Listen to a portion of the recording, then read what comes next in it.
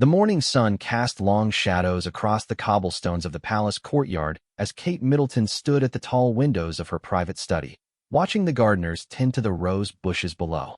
Her fingers traced the cool glass while her mind wandered to the conversation she'd had with William the night before. The weight of their decision pressed heavily on her chest, making each breath feel deliberate and measured. William had been called away on urgent royal duties that would take him to several Commonwealth nations for an extended diplomatic mission. What made this departure different from all the others was the uncertainty that surrounded it. Political tensions had been rising, and the palace had made it clear that this wasn't just another ceremonial visit. The security briefings had been longer, more detailed, and filled with contingencies that neither of them wanted to think about too deeply. Kate turned away from the window and walked to her desk, where a half-written letter lay abandoned from the previous evening. She had tried to put her feelings into words, something tangible that William could carry with him during the long weeks ahead. But every sentence felt inadequate, every phrase too small to contain the magnitude of what she was feeling. How do you capture 20 years of shared memories, 3 beautiful children, and a love that has weathered every storm the public eye could throw at them? The sound of footsteps in the corridor outside made her heart skip. She knew that measured pace, the way William's shoes struck the marble with purpose, but never haste. He appeared in the doorway, already dressed in his traveling clothes, looking every inch the future king he was born to be. But Kate could see past the composed exterior to the man she had fallen in love with at university, the one who used to steal her chips at lunch and make her laugh until her sides ached. "You're up early," William said softly, closing the door behind him. The simple statement carried so much more than its surface meaning. They both knew that sleep had been elusive, that they had spent the night holding each other in the darkness, neither wanting to be the first to acknowledge that morning was coming. Kate managed a smile, though she could feel its fragility. "I wanted to see the sunrise one more time before you left. I thought maybe I could remember it better if I was really paying attention." She gestured toward the window, where the light was growing stronger, painting the sky in shades of pink and gold that seemed almost too beautiful for such a difficult day. William crossed the room in 3 long strides and pulled her into his arms. For a moment, they simply stood there, breathing in sync, trying to memorize the feeling of being together. Kate buried her face in his shoulder, inhaling the familiar scent of his cologne mixed with something uniquely him that she had never been able to identify, but that meant home to her. "Tell me again about the itinerary," she said, though she had memorized every detail during the briefings. Sometimes talking about the practical aspects made the emotional ones feel more manageable. William's hand moved in slow circles across her back as he recited the schedule.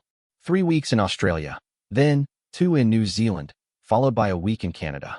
The trade negotiations in Sydney are expected to be the most complex part.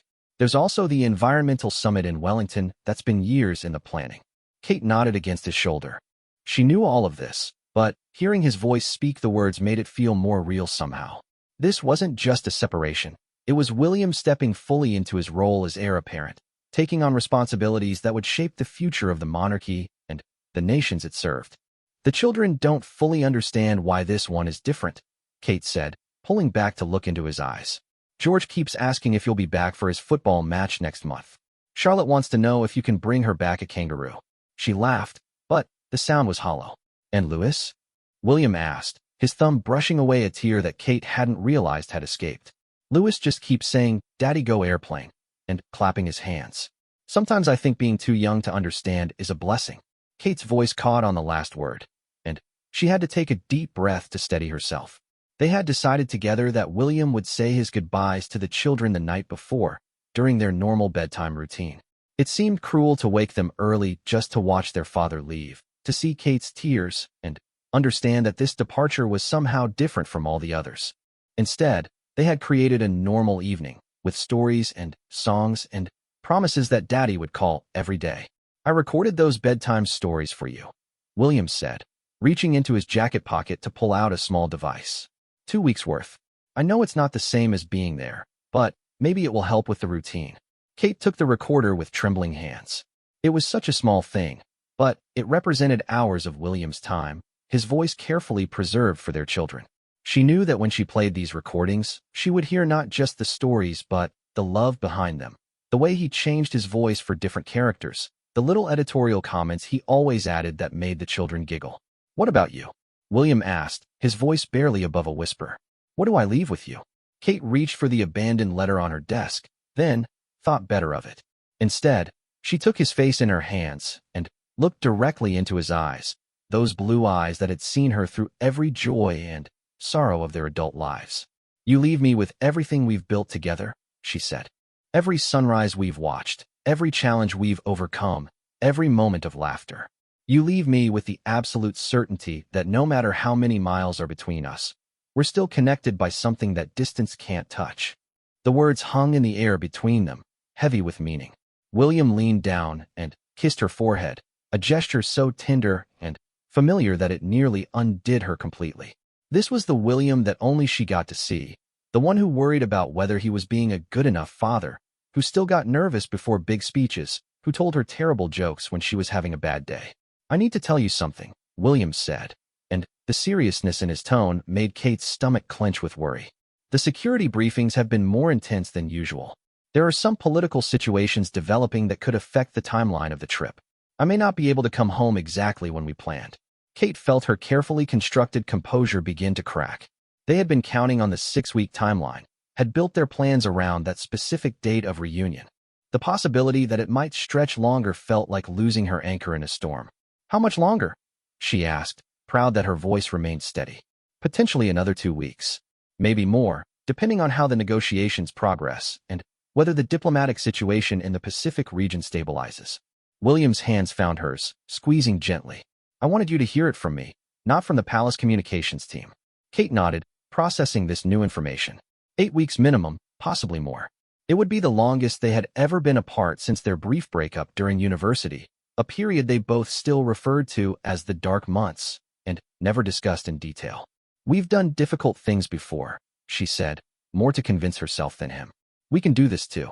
I know we can, William agreed. But that doesn't make it any easier.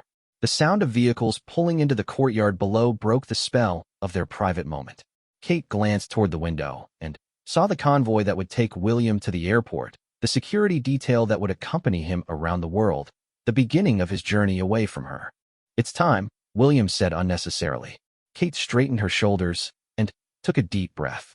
She had been preparing for this moment for weeks, rehearsing in her mind how she would be strong and supportive, how she would send him off with confidence rather than tears. But now that the moment had arrived, all her preparation felt inadequate. Wait, she said suddenly, remembering something. She hurried to her jewelry box and pulled out a simple silver bracelet, one that William had given her for their first wedding anniversary. Take this with you. William held out his wrist and let her fasten the bracelet, the same way she had done countless times over the years when he forgot to put on his watch or cufflinks. The familiar gesture was comforting in its ordinariness. Now I'll definitely come back, he said, managing a genuine smile for the first time that morning. I can't lose your anniversary present. Kate laughed despite her tears. That's the idea. They made their way downstairs together, their hands linked, neither willing to let go until the absolute last moment. The staff they encountered in the halls offered respectful nods and encouraging smiles, but Kate could see the sympathy in their eyes.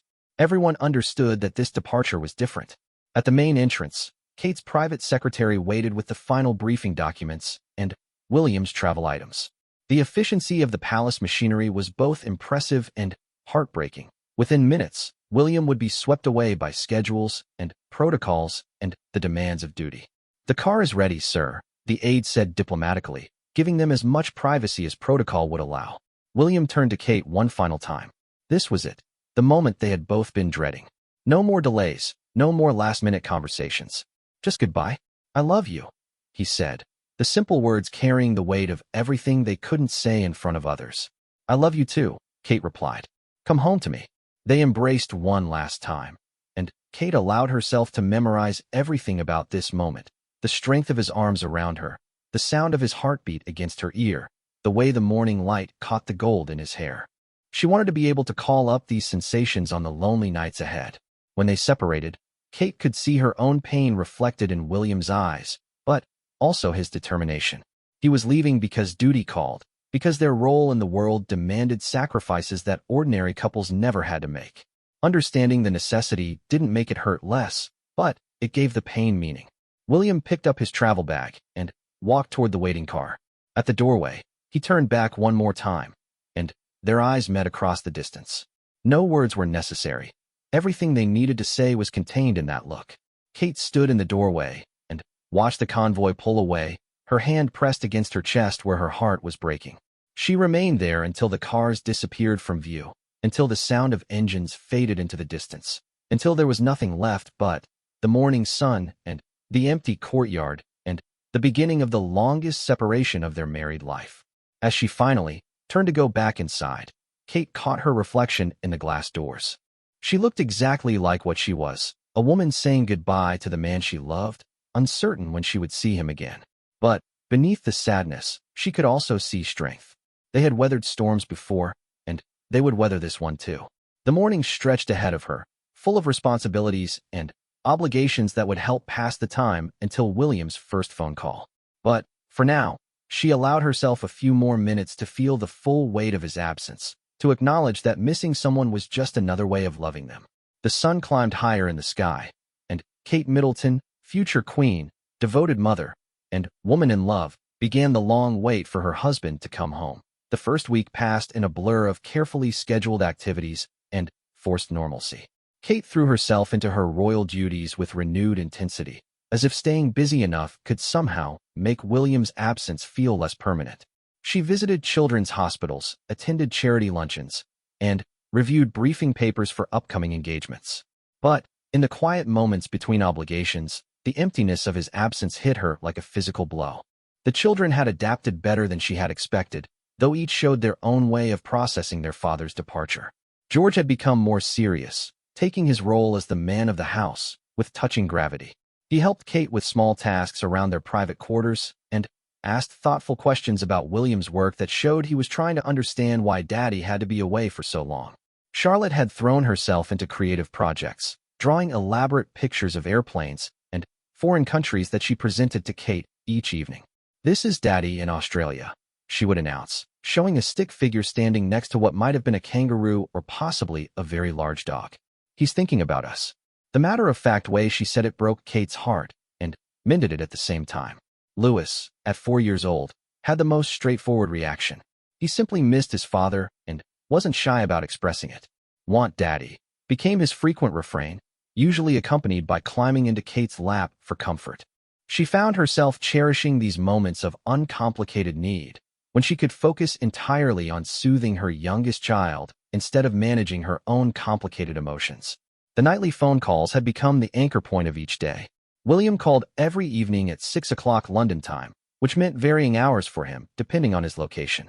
Kate would gather the children in her study, and they would crowd around the phone, each taking turns to share the events of their day.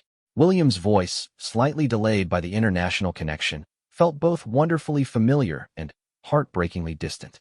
"Tell me about school," William would say to George, and Kate would watch their eldest son straighten up importantly. "We learned about fractions today, and I got all the problems right except one. And at football practice, Coach said I'm getting much better at defense. I wish you could come to the next match, Daddy. I wish I could too, son. But I want you to play your best, and tell me all about it afterwards. I'm very proud of how hard you're working." Charlotte would lean close to the phone, her voice dropping to a conspiratorial whisper. "Daddy, I made you a picture, but Mummy won't let me post it to you because she says it might get lost. Can you see pictures through the telephone?" William's laugh would crackle through the speaker, and Kate would close her eyes, letting the familiar sound wash over her. "I can't see them through the phone, sweetheart, but I can imagine them. Tell me what colors you used." And Louis would simply press his face against the phone and say "Hi, Daddy," over and over, as if repetition could somehow bring William closer. After the children went to bed, Kate and William would talk privately, their conversations a mixture of practical updates and careful emotional navigation. They had developed an unspoken agreement to focus on the positive aspects of their days, to share small victories and amusing anecdotes rather than dwelling on the difficulty of separation. The environmental summit went better than expected, William told her during their second week apart. The Australian Prime Minister was surprisingly receptive to the renewable energy proposals, and I think we've laid groundwork for some significant policy changes. Kate curled up in her reading chair, the one William usually occupied when they talked in the evenings. "That's wonderful. I saw some coverage on the news. You looked very commanding during the press conference. I was thinking about something you said once, William continued, about how these diplomatic missions are really about building bridges between people, not just governments. I tried to approach the negotiations that way, and it seemed to make a difference. These conversations sustained Kate through the lonely evenings, but they also highlighted the strange duality of their situation. William was having experiences that would shape international policy, meeting with world leaders, and addressing issues that affected millions of people. Meanwhile, Kate was managing the daily rhythms of family life, dealing with scraped knees and homework disputes and the small but constant demands of motherhood. Both roles were important, both required strength and dedication, but they felt impossibly disconnected when separated by thousands of miles. Kate found herself wondering if other couples faced this particular challenge, the sense that they were living parallel lives instead of a shared one. The second week brought unexpected complications. Kate was reviewing correspondence in her office when her private secretary knocked and entered with an expression that immediately put her on alert. "Ma'am, we've received word from the Palace Communications Office. There's been a development regarding the Duke's travel schedule." Kate's stomach dropped. What kind of development? The political situation in New Zealand has become more complex than anticipated. There are significant protests related to environmental policy, and security has recommended extending the Duke's stay to allow time for additional diplomatic discussions. Kate set down her pen carefully, buying herself time to process this information. How much additional time? Potentially another week, ma'am. The final decision will be made based on how the situation develops over the next few days. An additional week. What had originally been a 6-week separation was now looking at potentially 8 weeks, with the possibility of further extensions. Kate felt something inside her chest tighten, but she kept her expression neutral. Her staff didn't need to see her personal reaction to news that was, objectively, part of the job they had all chosen. "Thank you for letting me know," she said. "Please keep me informed of any further developments." After her secretary left, Kate allowed herself 5 minutes to feel the full impact of disappointment. She had been counting down the days, mentally preparing for William's return, and now that timeline had shifted again. The uncertainty was almost worse than knowing it would be a long separation from the beginning. That evening's phone call was more difficult than usual. Kate could hear the exhaustion in William's voice, and she knew he was dealing with his own frustration about the extended timeline. "I'm so sorry," he said after explaining the situation in more detail. "I know we were both looking forward to the original schedule." "It's not your fault," Kate said, though she had to work to keep the disappointment out of her voice. "You're doing important work. The children, and I understand that sometimes duty requires flexibility." "How are you really doing?" William asked, and Kate could hear that he wasn't satisfied with diplomatic responses. Kate looked around her study, at the family photos on the desk, and the books they had chosen together for the shelves. "Some days are harder than others," she admitted. "I miss having someone to share the small moments with. Like yesterday, Lewis said something absolutely hilarious about why elephants can't ride bicycles, and I turned to tell you, but you weren't there. It's silly, but those little things add up." "It's not silly at all," William said softly. "I miss those moments too. I miss knowing what Charlotte drew at school, and whether George's loose tooth finally came out. I miss being able to see your face when we're talking." They were venturing into emotional territory they had been carefully avoiding, and Kate could feel the conversation balanced on a knife's edge. Too much honesty might make the separation harder to bear, but too little left them feeling disconnected. "Tell me something good that happened today," Kate said, steering them back to safer ground. "I visited a conservation center outside Sydney where they're rehabilitating injured native wildlife," William said, and Kate could hear him making an effort to inject enthusiasm into his voice. "There was a young wombat that had been orphaned, and the caretakers have been hand-raising it. It was about the size of Lewis, and almost as mischievous." Kate smiled despite her sadness. "I'd love to see pictures. I'll have my staff send some through secure channels. The wombat reminded me so much of Lewis. The same curiosity about everything, the same complete lack of fear. The caretakers said it's thriving, and they'll be able to release it back into the wild in a few months." They talked for another hour, sharing details of their separate days, trying to maintain the intimacy that physical distance threatened to erode. When they finally said goodbye, Kate felt both comforted by the connection and hollowed out by its limitations. The third week brought a different kind of challenge. Kate woke up one morning feeling unwell, not seriously ill, just run down and overwhelmed in a way that seemed to affect her physically. She managed to get through her scheduled engagements, but by evening she felt wrung out and exhausted. When William called that night, she tried to hide her condition, but he knew her too well to be fooled by her attempts at normalcy. "You sound tired," he observed. "More than usual." "It's nothing serious," Kate said. "Just one of those days where everything feels a bit harder than it should." "Kate," William said, his voice taking on the gentle but insistent tone he used when he was worried about her. "Talk to me."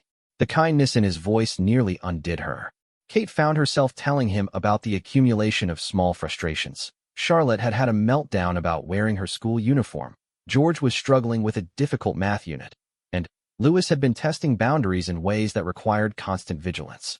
Individually, these were normal parenting challenges, but without William's partnership in handling them, they felt overwhelming.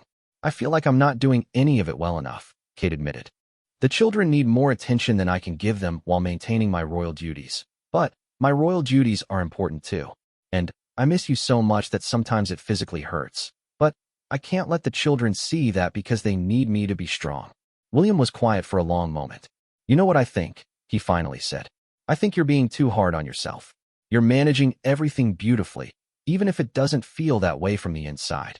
How can you know that when you're not here to see it?" The question came out more sharply than Kate had intended, and she immediately regretted the edge in her voice. "Because I know you," William said simply. "And because our children are happy and healthy and secure. Charlotte's creativity is flourishing, George is taking on new responsibilities with pride, and Louis is developing into his own little person. None of that would be happening if you weren't doing an excellent job." Kate felt tears prick her eyes. "I just miss having you to share it with. When something goes well, you're the person I want to tell. When something goes wrong, you're the person I want help from. Doing it all alone makes everything feel twice as hard." "You're not alone," William said firmly. "I know it feels that way sometimes, but we're still a team, even across all these miles. When you're dealing with Charlotte's uniform crisis, I'm thinking about you and sending you strength. When George is struggling with math, I'm proud of how patiently you're helping him work through it. We may not be in the same room, but we're still parenting together." Kate absorbed his words, finding comfort in the idea that their partnership could transcend physical distance. It didn't solve the practical challenges of managing everything single-handedly, but it reminded her that she wasn't truly alone in facing them. "I love you," she said, the words carrying all her gratitude for his understanding and support. "I love you too. And Kate, it's okay to not be perfect. It's okay to have hard days and feel overwhelmed sometimes. That doesn't make you any less extraordinary." After they hung up, Kate sat in the quiet of her study for a long time, thinking about resilience and partnership and the different ways people can be present for each other. William's physical absence was an unchangeable fact, but his emotional presence was a choice they both made every day through their calls, their support, and their commitment to maintaining their connection despite the distance. The next morning brought better news. Kate's private secretary informed her that the security situation in New Zealand had stabilized more quickly than expected, and William's schedule was back on track for the original timeline. The relief was so intense that Kate had to sit down for a moment to steady herself. That evening, she shared the good news with the children first, before the call with William. Their excited cheers and immediate plans for Daddy's return reminded her that she wasn't the only one counting the days. They were all in this together, all missing the same person, all looking forward to the same reunion. When William called and she told him about the restored schedule, she could hear the relief in his voice that matched her own. "3 more weeks," he said. "I can do 3 more weeks." "We can do 3 more weeks," Kate corrected. "All of us, together." The 4th week brought an unexpected shift in perspective that surprised Kate with its intensity. She had been so focused on enduring William's absence that she hadn't noticed how the experience was changing her understanding of herself and their relationship. The realization came during a quiet moment on a Tuesday afternoon, as she sat in the garden watching Louis play with his toy airplanes. The little boy was completely absorbed in his game, making elaborate swooshing sounds as he flew the planes around an imaginary course. "This one is going to see Daddy," he announced to no one in particular, sending a red aircraft on a particularly ambitious loop. "And this one is bringing Daddy home." Kate watched her youngest son with a mixture of tenderness and recognition. Louis had created his own way of processing his father's absence, turning it into a story he could control and understand. In doing so, he had stumbled onto something that Kate was only beginning to grasp herself, the idea that separation could be transformative rather than just difficult. Over the past month, Kate had discovered reserves of strength and independence that she had forgotten she possessed. In the early years of their marriage, before children and increased royal responsibilities, she had been comfortable managing her own life and making her own decisions. But somewhere along the way, she had become accustomed to the security of partnership, the comfort of having someone to share both burdens and decisions with. Now, facing weeks of solo parenting and independent decision-making, she was rediscovering the person she had been before she became half of a couple. It wasn't that she loved William less or needed their partnership any less intensely. Rather, she was remembering that she was a complete person in her own right, capable of handling whatever challenges arose. This realization crystallized during a particularly demanding day when Charlotte came down with a stomach bug while Kate was scheduled to attend an important charity event. In the past, she might have immediately called William to discuss options and share the stress of the situation. Instead, she found herself calmly rearranging her schedule, organizing childcare for George and Louis, and spending the day tending to Charlotte with a competence that felt both familiar and newly appreciated. "Mummy, you make me feel better," Charlotte said drowsily as Kate sat beside her bed that evening, reading quietly while her daughter rested. "That's what mummies are for," Kate replied, smoothing Charlotte's hair away from her forehead. But, privately, she felt a surge of satisfaction at handling the crisis entirely on her own. She was a good mother, a capable woman, and a strong individual, facts that sometimes got lost in the complexity of royal life and public expectations. That night's call with William carried a different energy than their previous conversations. Instead of focusing on what was missing, Kate found herself sharing her growing sense of confidence and capability. Charlotte was feeling much better by dinner time, she told him. "I think she mainly needed to rest and have someone pay attention to her. Sometimes the simple solutions are the best ones." "You handled that perfectly," William said. "I'm not surprised, but I'm still proud of how you managed everything." "I'm starting to realize something," Kate said slowly, still working through the insight as she spoke. "I think this separation is teaching me things about myself that I might not have learned any other way. I'm not just William's wife or the children's mother or the future queen. I'm Kate, and Kate is pretty capable on her own." William was quiet for a moment. "You've always been capable," he finally said. "But I'm glad you're feeling that again. I worry sometimes that our life together doesn't give you enough opportunities to remember how strong you are independently." It was such a William thing to say, generous and supportive even when discussing something that highlighted his absence. Kate felt a wave of appreciation for this man who could celebrate her independence even while missing her desperately. "It doesn't change how much I miss you," she clarified, "or how much better everything is when we're together. But it's good to know that I can handle whatever comes up while you're away. That makes it easier for me to focus on what I need to do here," William admitted. "Knowing that you're not just surviving but actually thriving gives me permission to be fully present for this work."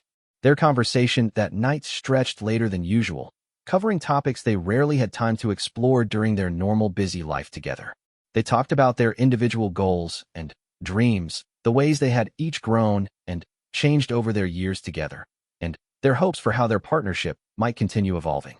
"Sometimes I think we're so busy being William and Kate that we forget to check in with who William and Kate are as separate people," Kate mused. "Maybe that's something we should remember when I come home," William suggested. "We could make time for individual pursuits, individual friendships, individual growth, not instead of our togetherness, but as a way to make our togetherness richer." The fifth week brought news that changed everything. Kate was reviewing briefing materials for an upcoming engagement when her private secretary entered with an expression she had learned to associate with significant developments. "Ma'am, I've received a call from the Palace Communications Office. There's been an incident in Canada that will affect the Duke's travel plans." Kate's blood ran cold. The word incident could mean anything from a diplomatic disagreement to something far more serious. What kind of incident? There was a security threat during a public appearance in Toronto. Nothing happened to the Duke, and the threat was neutralized quickly, but security protocols require a full review of the remainder of his Canadian schedule. Kate felt her world tilt slightly. Security threats were an occupational hazard of royal life, something they all lived with and tried not to think about too much. But having it happen while William was thousands of miles away beyond her ability to see for herself that he was safe, brought home the reality of their vulnerable situation in a way that nothing else had. "Is he safe now?" she asked, pleased that her voice remained steady. "Yes, ma'am. He's been moved to a secure location and is in constant contact with the palace security team. But they're recommending that the remainder of his public appearances in Canada be postponed until they can implement additional security measures." Kate processed this information, her mind immediately jumping to logistics and implications. "What does that mean for his return timeline?" "It's too early to say definitively, ma'am. It will depend on how quickly the security review can be completed and whether the Canadian government can provide additional assurances for future appearances." After her secretary left, Kate sat alone with the magnitude of what had just been revealed. William faced these kinds of risks every time he appeared in public, whether at home or abroad. She knew this intellectually, but having it happen when they were separated made the danger feel more real and more frightening. When William called that evening, Kate could hear the exhaustion in his voice that came from a day spent in briefings and security assessments. "I'm fine," he said before she could even ask. "Really, completely fine. The threat was dealt with quickly and professionally, and I was never in any actual danger." "What exactly happened?" Kate asked, needing details to replace the frightening scenarios her imagination had been creating. "Someone made threats during a public walkabout in Toronto. Security spotted them before anything could happen, and they were removed from the area immediately. It turned out to be more about getting attention than causing actual harm, but protocol requires treating all threats seriously." Kate absorbed this information, feeling both relief that it hadn't been more serious and continued anxiety about the uncertainty it created. "What happens now?" "We're reviewing all the remaining public appearances with Canadian security. Some will probably be modified or moved to more controlled environments. It might add a few days to the timeline, but hopefully not more than that." A few more days. Kate felt the now familiar disappointment of another delay, but underneath it was a deeper emotion she was reluctant to name. Fear, not just of the extended separation, but of the reminder that William's work carried risks that went far beyond the ordinary challenges of their privileged life. "Kate," William's voice was gentle. "Talk to me. I can hear you thinking." "I'm scared," she admitted, the words coming out in a rush. "Not just about the security situation, but about all of it.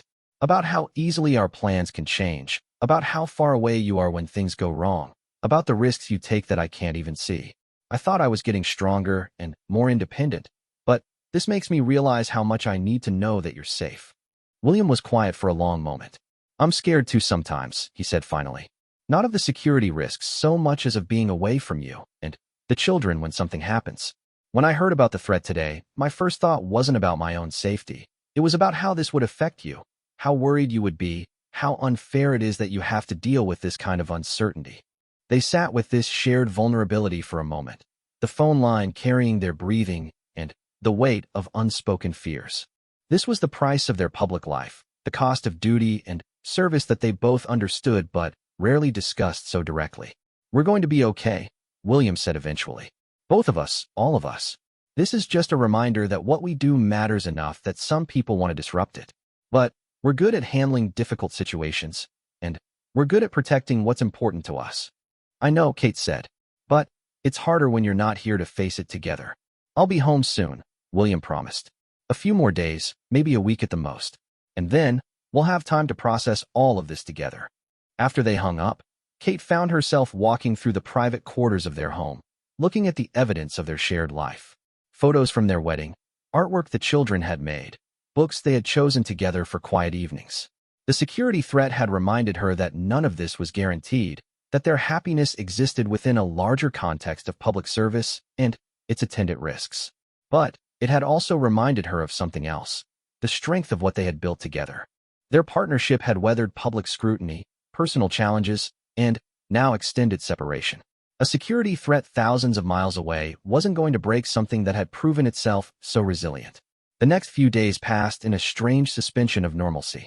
Kate maintained her schedule and the children's routines, but underneath the familiar activities was a heightened awareness of uncertainty. William called more frequently, as much to reassure himself that his family was safe as to comfort them about his situation. By the end of the 5th week, the Canadian security situation had been resolved with minimal disruption to William's remaining schedule. The threat had indeed been more theatrical than serious, and additional security measures had been quickly implemented to ensure the success of his final appearances. 1 more week, William told Kate during their call that Friday night. 7 more days, and then I'll be home.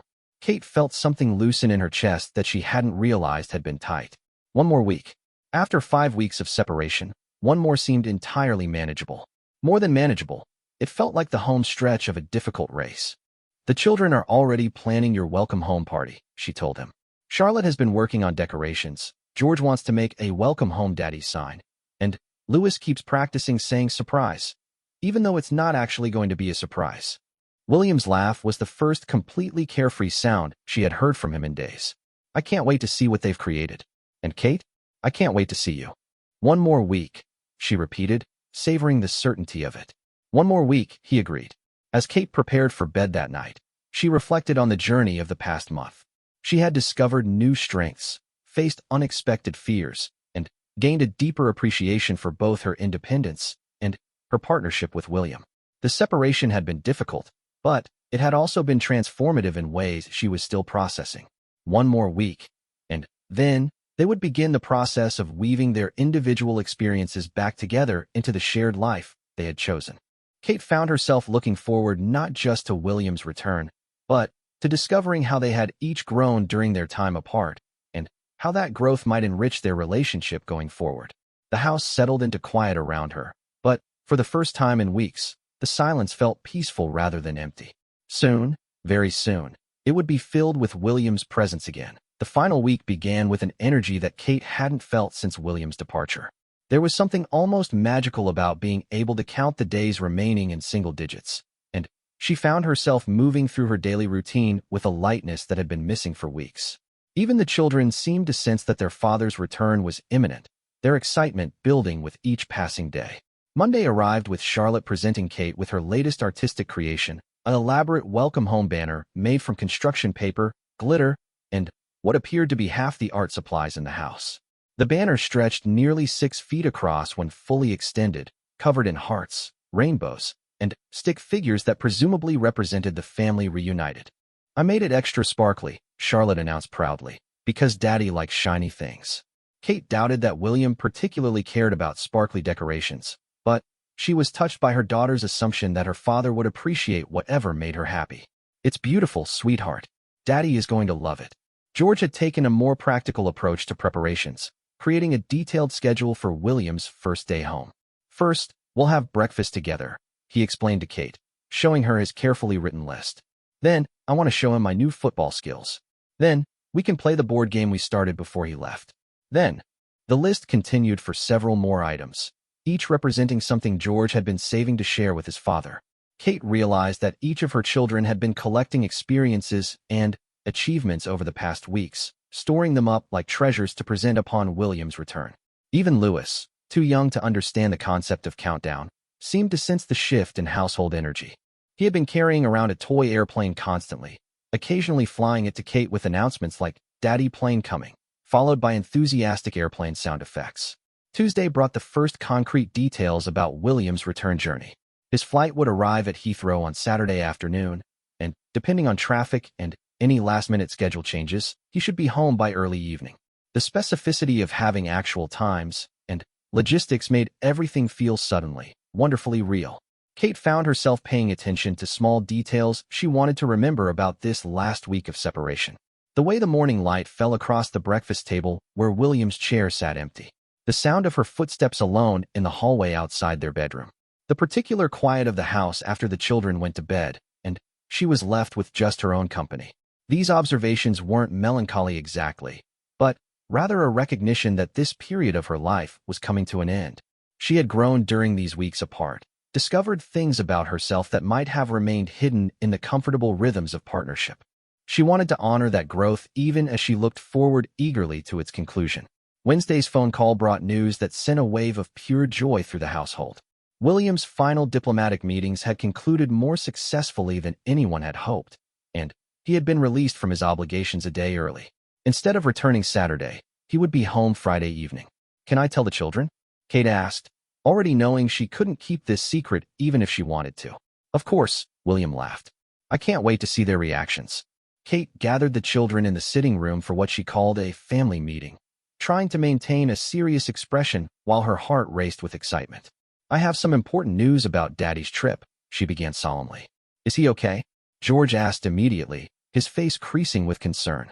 "He's perfectly fine," Kate assured him quickly. "Better than fine, actually. His work finished early, which means—" She paused for dramatic effect. "He's coming home tomorrow night instead of Saturday." The explosion of excitement that followed was everything Kate had hoped for. Charlotte shrieked and began jumping up and down. George pumped his fist in the air with a victorious yes, and Louis clapped his hands while chanting, "Daddy! Daddy! Daddy!"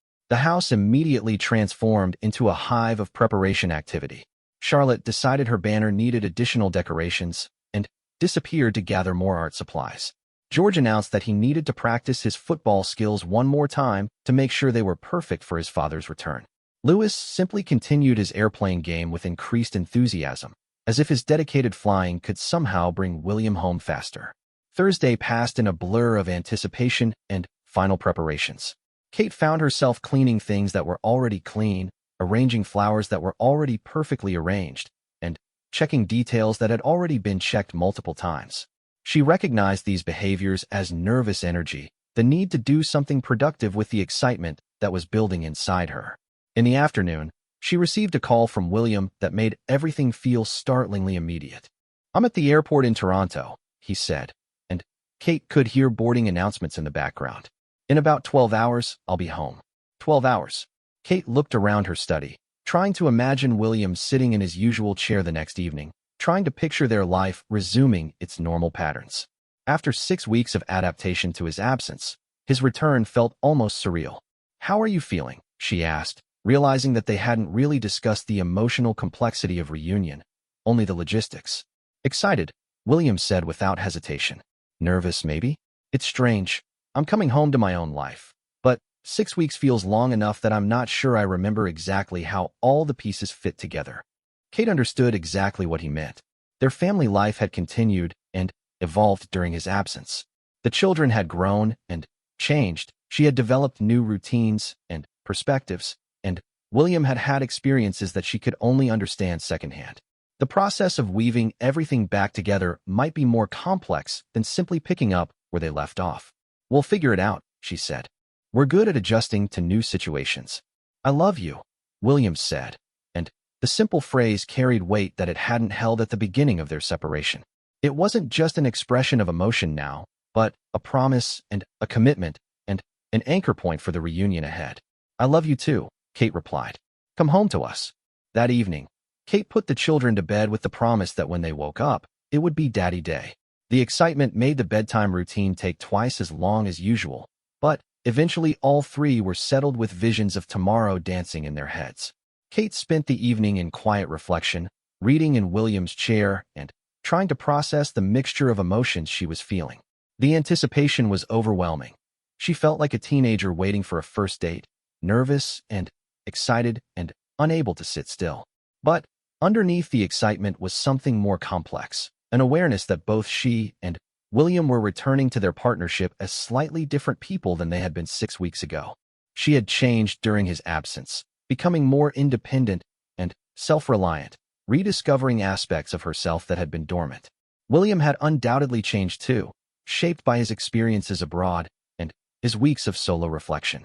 The question wasn't whether these changes were good or bad, but how they would integrate into the life they shared. Friday morning dawned bright and clear, as if the weather itself was celebrating William's return. Kate woke early and lay in bed for a few minutes, savoring the knowledge that this was the last morning she would wake up alone. By tomorrow, there would be another person breathing quietly beside her, and the empty space that had defined her sleep for 6 weeks would be filled again. The children were up early too, their excitement making normal breakfast routine impossible. Charlotte kept running to the window to look for airplanes, as if William might arrive via helicopter on the front lawn. George reviewed his reunion plans repeatedly, making minor adjustments to the schedule he had prepared. Louis carried his toy airplane everywhere, occasionally announcing Daddy Day to anyone who would listen. Kate tried to maintain some semblance of normal routine, but she found herself checking the clock constantly and refreshing flight tracking websites to monitor William's progress across the Atlantic. His flight was on time, weather conditions were favorable, and everything pointed to his arrival exactly as planned. In the afternoon, Kate made a decision that surprised even her. Instead of staying home and waiting for William to arrive, she loaded the children into the car and drove to Heathrow Airport. She wanted to see him the moment he stepped off the plane, wanted to witness his return to British soil, wanted to be part of his homecoming rather than just waiting for it. The airport was busy with the usual Friday afternoon international arrivals, but Kate managed to position herself and the children where they could see passengers emerging from customs. Charlotte held her welcome home banner with solemn importance. George stood at attention with his hands behind his back, and Louis clutched his airplane while scanning the crowd with intense concentration. When William finally appeared, pushing a cart with his luggage and looking somewhat rumpled from the long flight, Kate felt her heart stop for a moment. There he was, real and present and home, no longer just a voice on the phone or a face on a video call. He was scanning the crowd, looking for them, and when his eyes found theirs, his entire face transformed with joy. The children broke ranks immediately, Charlotte abandoning her banner to run toward their father, George forgetting his formal plans in favor of a headlong dash, and Louis toddling after his siblings as fast as his little legs could carry him. Kate followed more slowly, wanting to savor this moment of watching William reunite with their children. He dropped to his knees to gather them all in his arms, and Kate could see him breathing them in, memorizing their faces, trying to absorb 6 weeks' worth of growth and change in a single embrace. Charlotte was chattering excitedly about her banner. George was trying to tell 3 different stories at once, and Louis was simply repeating, Daddy home, like a joyful mantra. When William finally stood and looked at Kate, the look they shared contained everything that phone calls and video chats had been unable to convey. Relief, joy, love, and the simple, profound pleasure of being in the same physical space again. Hello, he said softly, as if they were meeting for the first time. Hello, Kate replied, stepping into his arms and feeling the solid reality of his presence. They held each other for a long moment while the children danced around them, and Kate felt something settle back into place that she hadn't even realized had been displaced. This was home, not a location or a building, but this configuration of people who belonged together. The drive home was filled with excited chatter from the children, each trying to be the first to share every detail of the weeks William had missed. Kate listened with half attention, mostly focused on the miracle of having William in the passenger seat beside her, close enough to touch, real enough to share the ordinary pleasure of driving home together as a family. As they pulled through the gates of their home, Kate realized that the separation was officially over. Tomorrow, they would begin the work of rebuilding their daily rhythms, of integrating their individual growth into their shared life, of moving forward together as people who had proven they could survive apart, but preferred to thrive together. But tonight, it was enough simply to be complete again. The first morning of William's return began before dawn, not by choice but because Louis woke up early and insisted on checking that Daddy's still here. Kate woke to the sound of small feet pattering down the hallway, followed by William's quiet laughter and Louis's delighted giggle as he confirmed that his father hadn't disappeared during the night. Kate lay in bed for a moment, listening to the sounds of her family beginning their day together, and marveled at how quickly her body had adjusted to having William beside her again. His presence in their bed felt both startlingly new and completely natural, as if her physical memory of partnership had been patiently waiting for his return. When she finally made her way to the kitchen, she found William making breakfast while Louis sat on the counter providing enthusiastic commentary and occasional help in the form of stirring imaginary ingredients. The domestic scene was so perfectly ordinary that Kate had to pause in the doorway to fully appreciate it. "Good morning," William said, looking up from the pancake batter with a smile that still carried traces of amazement at being home. "Good morning," Kate replied, accepting the cup of coffee he offered her and noting that he had remembered exactly how she liked it prepared. Some things, apparently, survived even 6 weeks of separation unchanged. Charlotte and George appeared shortly after, both eager to implement their reunion plans.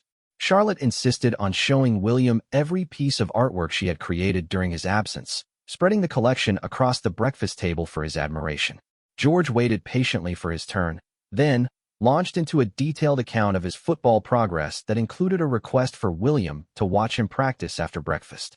"Can we do everything today?" Charlotte asked, her eyes bright with the possibility of compressed time with her father. "We don't have to do everything today," William said gently. "I'm not going anywhere for a long time. We have plenty of days ahead to catch up on everything." It was such a simple statement, but Kate felt its significance.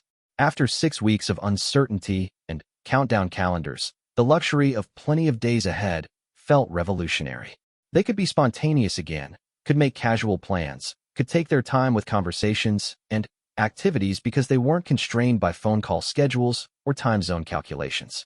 The weekend passed in a haze of rediscovered family rhythms and gentle readjustment.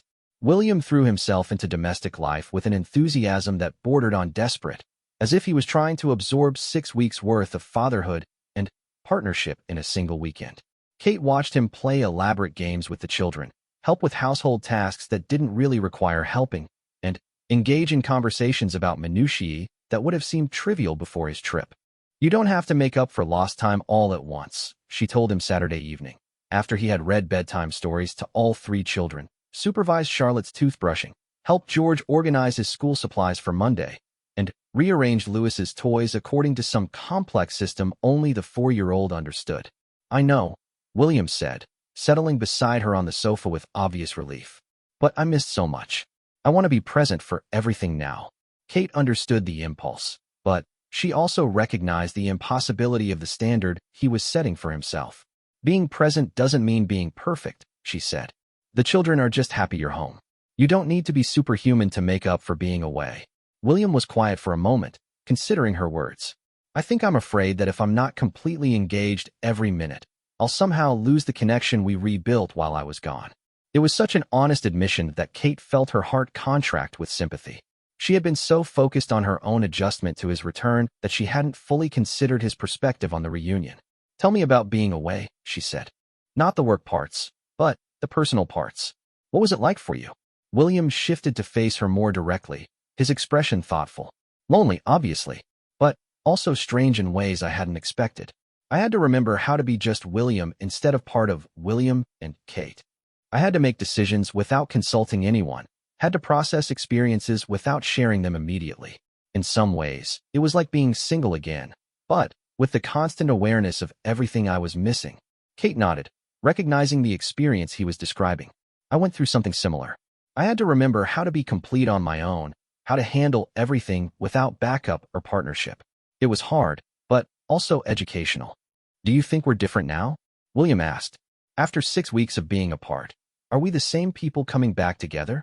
It was a question Kate had been pondering since his return. "We're different," she said slowly. "But I think we're different in ways that might make us better together. I'm more independent than I was before you left, more confident in my ability to handle things alone. But that doesn't make me need you less. It makes me choose you more consciously." William reached for her hand, threading their fingers together in the gesture that had become their wordless shorthand for connection. "I realized something similar. I can function alone, but I don't want to. Being apart made me appreciate what we have in a way that taking it for granted never could." They talked late into the night, sharing experiences and insights from their time apart, beginning the process of weaving their individual stories back into a shared narrative. It was different from their phone conversations during the separation, less careful, more exploratory, with the luxury of time and physical presence that allowed for deeper honesty. Monday brought the return of normal schedules, and, with it, the first real test of their readjusted family dynamics. William had accumulated a backlog of domestic responsibilities and royal obligations that required immediate attention, while Kate had developed routines during his absence that now needed to accommodate his presence. "I can handle the school run," Kate offered over breakfast, noting the stack of briefing papers William was trying to review while simultaneously helping Louis with his cereal. "I want to do the school run," William said. "I missed 6 weeks of school runs." Kate recognized the same impulse she had seen over the weekend.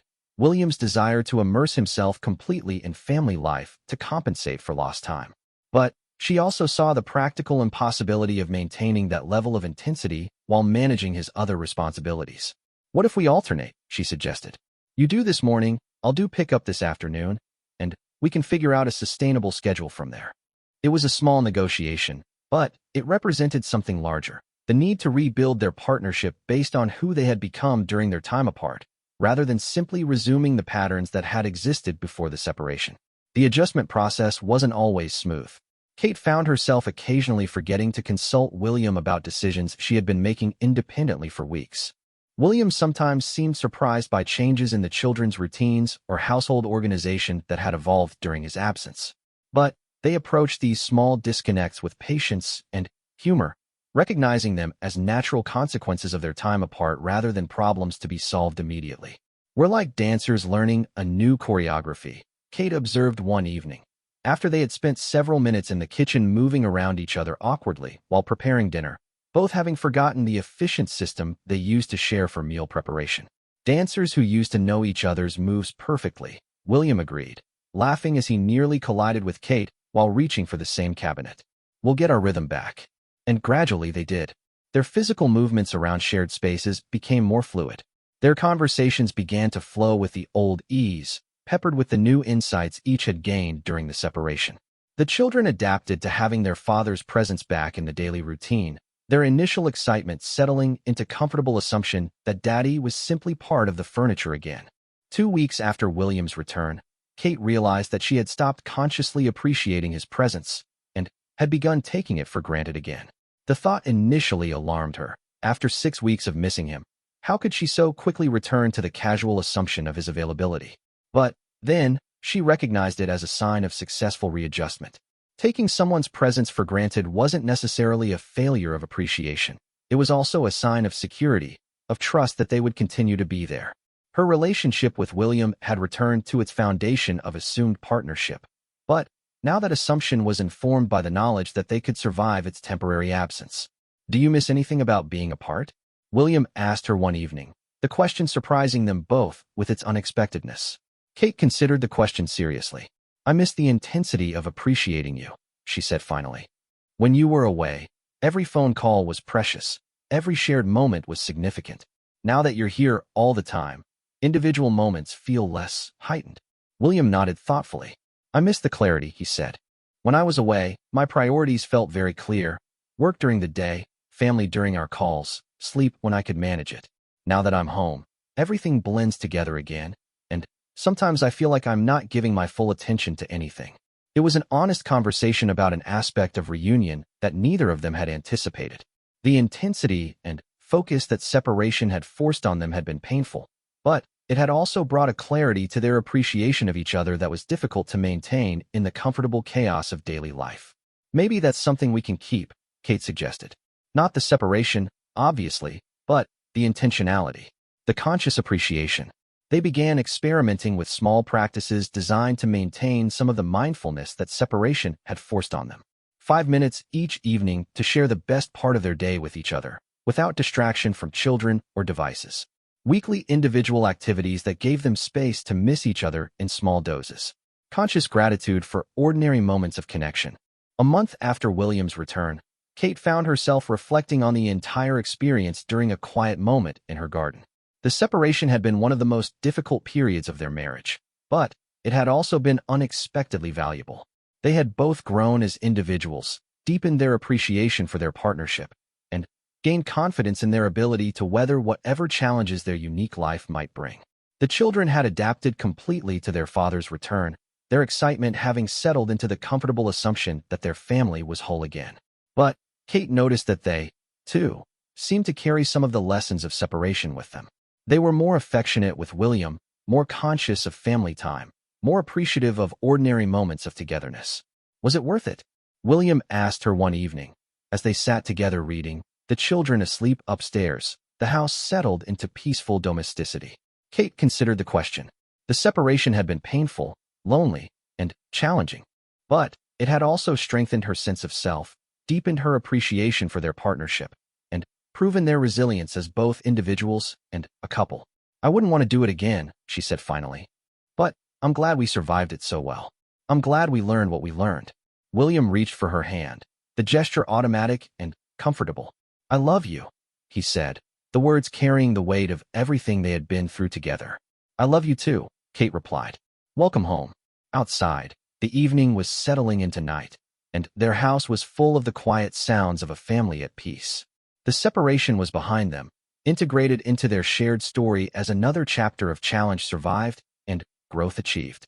Tomorrow would bring new obligations and responsibilities, but tonight they were simply together, grateful for the ordinary miracle of shared presence after the extraordinary test of chosen absence. The tearful goodbye that had begun their story had led, inevitably, to a joyful hello. And, in the space between separation and reunion, they had discovered not just how much they needed each other, but how much they chose each other, again and again, across any distance that tried to divide them.